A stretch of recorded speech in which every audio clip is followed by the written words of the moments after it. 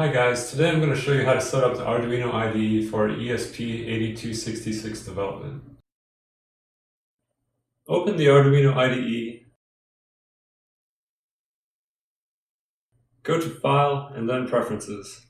Click the icon for additional board manager URLs. Paste the link from the description.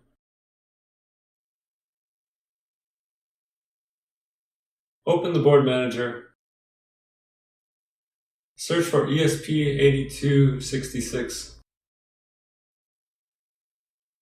Install the ESP8266 board package. Change the board type to generic ESP8266 module.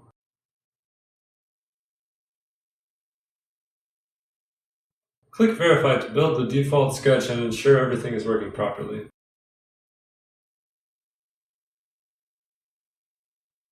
Thanks for watching. Please like, subscribe, and share.